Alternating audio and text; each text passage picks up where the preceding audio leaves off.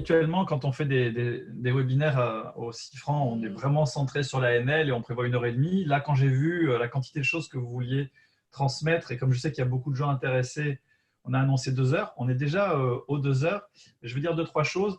D'abord, vous êtes très nombreux à être connectés. Certains ont dû aller se coucher parce qu'il était tard.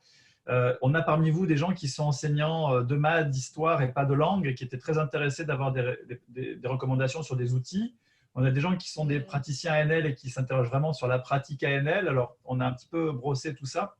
Je voudrais juste dire que on a des demandes ici beaucoup. Je vois dans la discussion, puis on m'envoie des messages sur les petits tutos que vous avez préparés, les petites recommandations, ce que moi j'appelle le contrat pédagogique. On a des collègues qui aimeraient bien profiter de votre travail parce qu'ils voient qu'ils vont devoir faire ça rapidement. Et si vous voulez bien partager ce genre de choses, on pourra jouer l'intermédiaire pour le rediffuser. John, si vous voulez bien, je veux juste évoquer 9 points que j'ai notés à la volée et si vous voulez bien ensuite peut-être faire un lien avec l'ANL par rapport à tout ça après. La première chose que j'ai relevée, vous êtes revenu souvent là-dessus, c'est ce que nous on évoque souvent dans nos formations en termes de contrat pédagogique. Il y a un contexte de travail particulier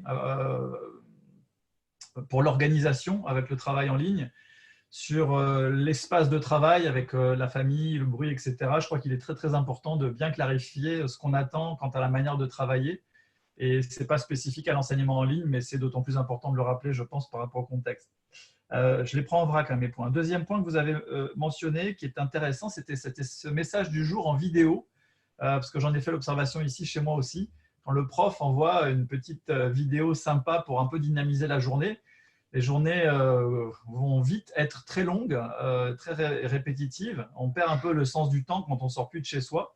Donc, j'ai noté que c'était quelque chose d'important à faire et ça rejoint nos routines ANL aussi. Troisième point que j'ai trouvé fort, vous l'avez tous évoqué, c'est l'entraide entre les apprenants. On a eu cette question dans la boîte aux questions, comment est-ce qu'on peut les faire travailler ensemble, les isoler. En fait, vous nous avez dit que ça se faisait très bien, qu'il ne fallait pas hésiter via Zoom ou WeChat à se donner des rendez-vous, à échanger entre eux pour faire quelque chose et le ramener à la classe après. Il y a un point super important sur lequel Steve insiste souvent, c'est la charge computationnelle. Alors, en ce qui concerne les langues, très souvent, nous, on est critique avec des propositions de tâches, de choses qui sont dans les manuels ou qui sont très vite trop lourdes parce qu'il y a une opération cognitive complexe à faire, des contenus linguistiques nouveaux, des structures linguistiques complexes. Nous, on défend l'idée qu'il faut y aller petit à petits pas. Et quand vous avez parlé des apprentissages plus académiques, vous êtes aussi arrivé à cette idée-là, ne pas vouloir faire trop vite des choses trop complexes, y aller doucement, pas vite. Et puis, on y arrive beaucoup mieux comme ça, parce que s'il y a un échec, tout de suite, il y a une démotivation. Alors que le succès, même si c'est un petit succès, on rentre plutôt dans la courbe de la motivation. Vous êtes revenu aussi pas mal de fois sur l'idée de leur demander régulièrement ce qu'ils veulent faire, ce qu'ils ont envie de faire en termes de planification de leur temps ou en termes de tâches ou de projets. Ça aussi, ça rejoint complètement la démarche de l'ANL, comme vous le disait John. Si on veut un engagement cognitif, il faut que les gens fassent ce qui les intéresse, parce que si ça ne les intéresse pas, ils seront présents physiquement, mais ils ne seront pas présents dans leur tête. L'erreur aussi, vous l'avez évoqué, c'est vraiment crucial. Alors, ils sont timides, pas timides. En fait, je pense que cette histoire de timidité masque beaucoup une vision qu'on projette de l'erreur. Est-ce que c'est bien, est-ce que c'est mal? Bon, pour nous, c'est très simple. L'erreur doit devenir un jeu. Et quand je dis un jeu, ce n'est pas tellement un jeu au sens ludique du terme, c'est plutôt un jeu au sens sportif du terme. Il faut apprendre à être en compétition avec l'erreur en permanence et avoir du plaisir à réussir justement à dépasser ces petites erreurs. Et voilà, c'est vrai de manière générale, c'est vrai pour les langues, mais certainement que le travail en ligne nous amène à vraiment reconsidérer cette culture occidentale, mais aussi asiatique, normative, très, très négative par rapport aux apprentissages, cette question de l'erreur. Vous avez aussi évoqué un point important, c'était l'individualisation des rétroactions, c'est-à-dire les retours ou les corrections, ou les travaux à refaire qui sont très personnalisés. C'est quelque chose que nous, on fait de manière immédiate quand on corrige les phrases ou quand on remodélise des phrases proposées par les apprenants. Mais ça, c'est un ressort crucial, très certainement pour l'apprentissage de manière générale en ligne, et en tout cas fondamental pour les langues.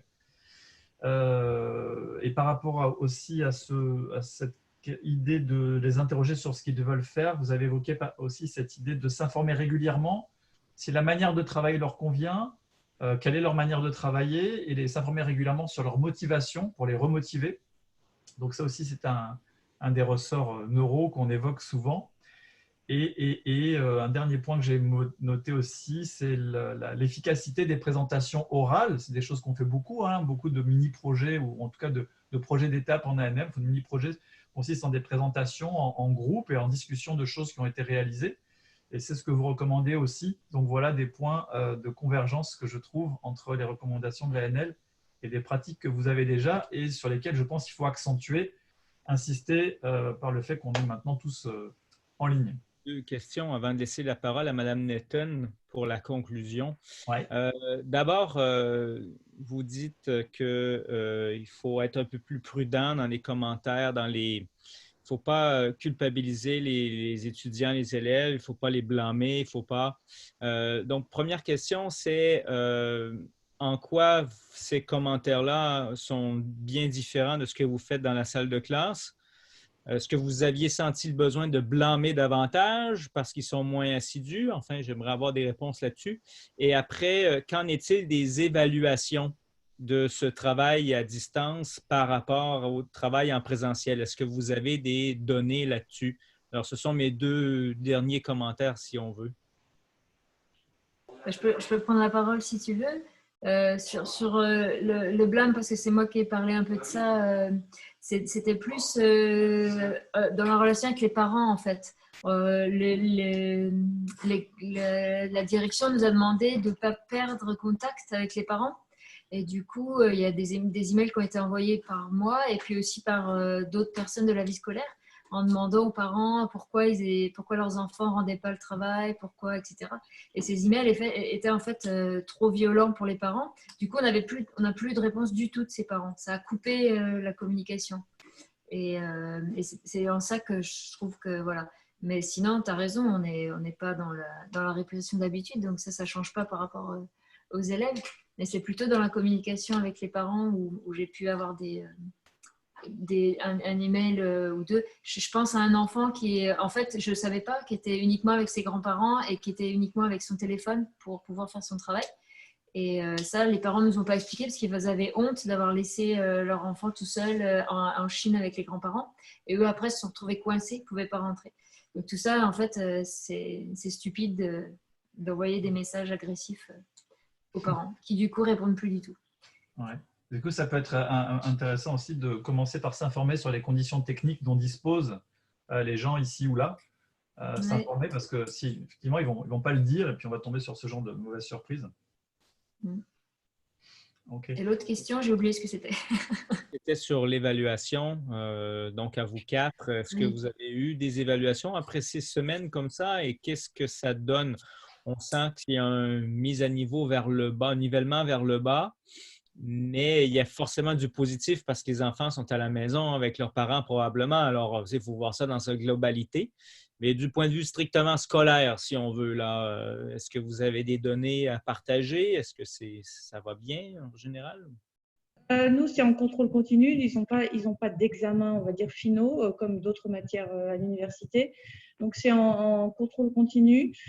On fait pratiquement la même chose, mais quand même en plus léger. C'est-à-dire que puisqu'il faut recréer tous les tests, toutes les évaluations en ligne, c'est énormément de travail. Pour vous donner une idée, j'arrive à bien maîtriser maintenant, mais je mets à peu près 2h30 pour créer un test qui va durer 10 minutes ou un quart d'heure maximum. En fait, j'ai décidé, donc les mêmes compétences exactement sont évaluées, ça ne change pas. Mais par contre, c'est des petits tests, des petits quiz quasi chaque semaine qui vont prendre 10 minutes ou un quart d'heure maximum en classe. Parce que je ne pourrais pas leur demander, comme en classe, bah, vous faites ça pendant 1 heure. Ça, ce n'est pas possible puisqu'ils sont en ligne, c'est dans leur temps de classe. Donc, en fait, je coupe vraiment, je coupe la longueur et je coupe en temps aussi. Donc, ils ont beaucoup d'évaluations très rapides, 15 minutes maximum. Ça évite aussi la tricherie, dans notre cas, avec un public universitaire.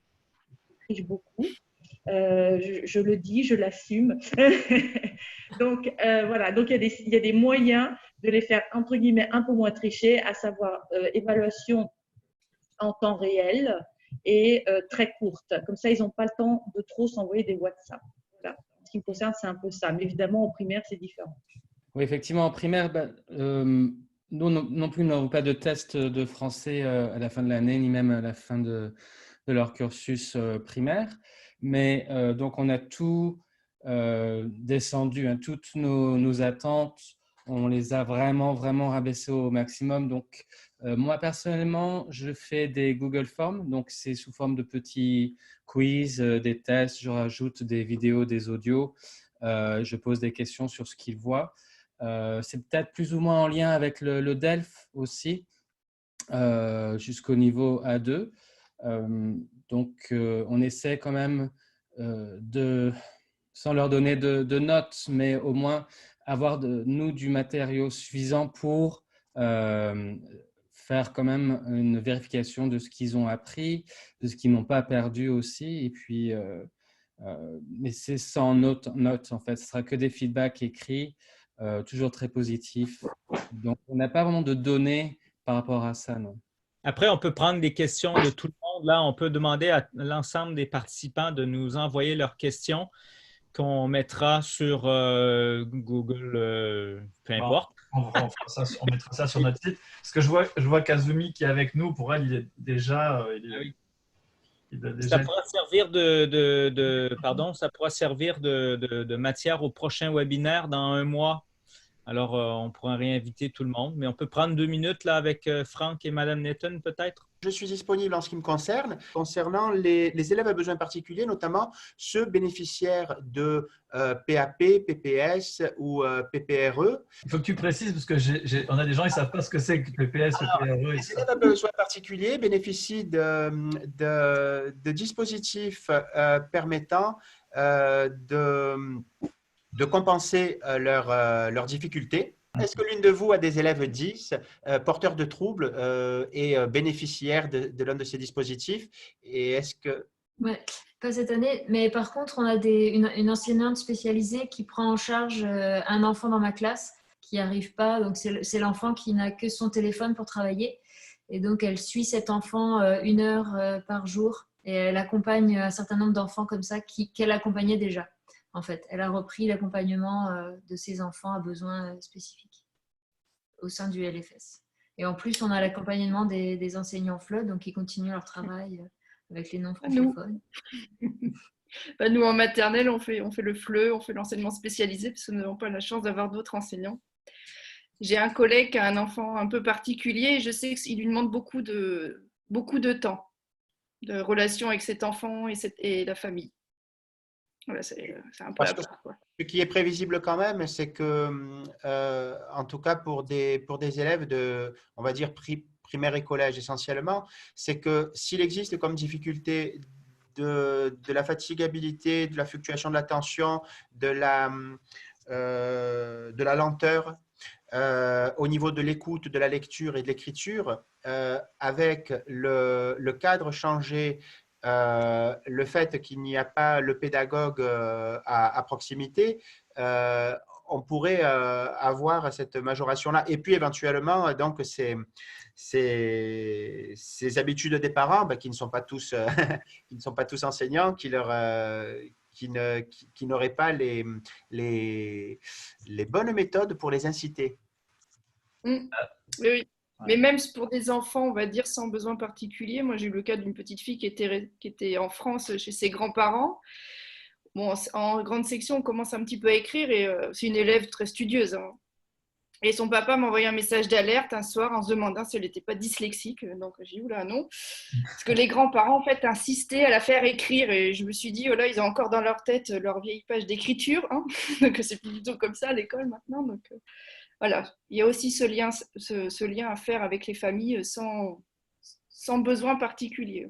Voilà, faut aussi tutorer les parents souvent. On me posait la question pourquoi j'ai fait cette petite remarque critique sur Duolingo et ce genre de petites applications pour apprendre des listes de vocabulaire. Alors, pour ceux qui ne connaissent pas les fondamentaux de l'AML, notre point de départ, c'est la distinction mémoire déclarative, mémoire procédurale. des processus cognitifs dont on a conscience, qui sont finalement une assez petite partie de ce qui se passe dans notre système de pensée ou cognitif, et une grosse partie de choses qui ne sont pas conscientes et qui sont à l'œuvre quand on joue de la musique, on fait du sport, on fait la cuisine, et aussi quand on parle une langue, en fait. Et ce qui se passe, c'est que bien souvent, on accentue beaucoup cette dimension d'apprendre des mots, plein de mots, et ça se fait de manière consciente, et ça se stocke dans une mémoire dite déclarative, si on peut simplifier. Mais ce qui est crucial pour pouvoir communiquer avec les gens, c'est de pouvoir articuler les mots les uns aux autres, cette fameuse grammaire interne qui a été évoquée par John au tout début de notre rencontre. Et la grammaire interne, on ne peut pas la développer en apprenant par cœur des listes de mots. Malheureusement, ça ne marche pas comme ça. Pour développer la grammaire interne, il faut d'abord utiliser des phrases complètes, mais surtout, il faut qu'on ait un message. Et c'est par les échanges de messages que, sans porter attention au contenu linguistique, petit à petit se met en place des automatismes langagiers qui nous permettent d'interagir rapidement et avec précision. Voilà. Donc, non pas qu'il faille mettre tout à la poubelle quant à des activités lexicales ou autres, mais simplement comprendre que ce n'est pas parce qu'on apprend par cœur des milliers de mots qu'on va pouvoir être capable de communiquer en langue. Et puis le pire, c'est que ces mots, on les oublie vite et en plus, on les retrouve facilement. Alors que des structures de base qu'on a dans notre tête qui nous permettent de communiquer sans y penser, ça c'est crucial. Et il n'y a pas d'autre moyen, en tout cas démontré aujourd'hui, d'assimiler ça que les interactions entre êtres humains, peut-être humain-machine, mais en tout cas, il faut qu'il y ait un certain nombre de paramètres du langage. Voilà, sous le couvert de Steve, Franck et puis tous les spécialistes qui sont avec nous. Moi, je crois que probablement, d'abord, il serait une bonne idée pour chacun de vous de regarder vos suggestions et de les mettre en rapport avec les 5 principes. Et jusqu'à quel point est-ce que ceci aide ou a un lien avec les 5 principes de l'approche? Parce qu'il y a une grande variété de choses. On voit les choses qui peuvent vraiment aider à développer la langue. On voit aussi certaines choses qui ne sont pas si bon, si vous voulez. Et donc, je crois aussi qu'il serait une bonne idée pour vous de continuer vos discussions et de mettre ensemble toutes les suggestions que vous avez écoutées et d'évaluer ces suggestions encore avec les 5 principes en tête. Mais il y a certainement des activités qui aident à développer une communication spontanée. Mais il y a aussi certaines activités suggérées où il n'y a pas assez de langue. Il faut regarder, par exemple, vos projets. Ce n'était pas juste quelque chose qu'on présente qui est visuel. On devrait avoir une partie orale et une partie écrite avec chaque projet afin de le faire intégrer avec le développement de la langue. Il y a aussi l'utilisation de certaines activités qui sont déjà faites. En général, ces activités ne restent pas sur les principes de l'approche. Et donc, vous avez là certaines choses qui ne vont pas exactement avec l'approche. Vous avez peut-être des fiches à compléter, des choses trous à compléter. Il faut bien regarder ces types d'exercices pour voir si c'est une connaissance déclarative qu'on est en train de développer ou si c'est vraiment la communication spontanée. Mais comme j'ai dit, vous avez fait un travail énorme, un travail incroyable. Et je crois que vous devriez continuer dans cette direction. Vous pouvez, comme j'ai dit, comparer vos suggestions, évaluer vos suggestions et peut-être avec l'aide de Steve et Olivier, produire une brochure ou un guide sur les meilleures pratiques à utiliser pour faire l'approche, pour faire apprendre à parler, à communiquer en français en ligne. Donc, je vous remercie de votre grand travail. Merci à vous tous qui avez nourrit ce séminaire. Il y a beaucoup d'informations. Je vois que tout le monde nous dit laisser les choses en ligne, etc. Bien sûr, il y a des liens, il y a des témoignages. On va faire un petit dossier qu'on mettra sur notre site internet. Je ne sais pas encore si ce sera l'intégralité de cette vidéo ou peut-être une synthèse, petite fiche de synthèse et puis des réponses écrites à vos questions. Et on espère que ça pourra aider un maximum de profs, de familles, d'enfants, d'adultes. Enfin, on a tous besoin de se soutenir les uns les autres en ce moment et ça a toujours été ce qui nous a animés depuis le départ pour la création de ce centre. Donc voilà, on essaie de faire notre travail et puis merci à vous pour bien avoir voulu partager tout ce que vous avez fait jusqu'à maintenant. Ce qu'on pourrait faire, Olivier, peut-être aujourd'hui, si on a le temps, ça serait d'envoyer un document à tous les participants en leur demandant de nouvelles questions pour le prochain webinaire, peut-être, parce qu'on a une liste de questions encore. On peut aller beaucoup plus loin dans la discussion et je pense que ça mérite d'aller plus loin, justement. Alors, on va vous envoyer un document. Hein, Olivier, on peut préparer ça. Alors, c'est pas compliqué. On va déjà travailler à synthétiser tout ça et puis ouvrir la porte pour, comme tu suggérais, justement, les allophones, les immigrants, etc., peut-être recentrer davantage. On essaiera de le faire plus court la prochaine fois. Là, on a été pris un peu, on a répondu à une demande qui a surgi d'un coup. Oui. Et on va continuer ce travail. Alors, au revoir tout le monde. Merci pour votre grande participation. On reste à votre disposition si vous avez d'autres questions. Et puis, on s'inspire vraiment de tous vos contextes pour essayer d'enrichir et partager les connaissances. Ouais. Au revoir. N'hésitez pas à nous retourner des points d'amélioration. Hein. Moi, je suis prenante, donc c'est très intéressant d'avoir votre retour aussi de professionnels. Nous, on n'enseigne pas que la langue, mais c'est vraiment intéressant d'avoir un retour. On enseigne toutes les matières. Donc. Éventuellement, ça va être le même cas au Canada, ça se prépare. Alors, on va rassembler encore des gens au Canada ici, dont certains qui travaillent avec l'ANL.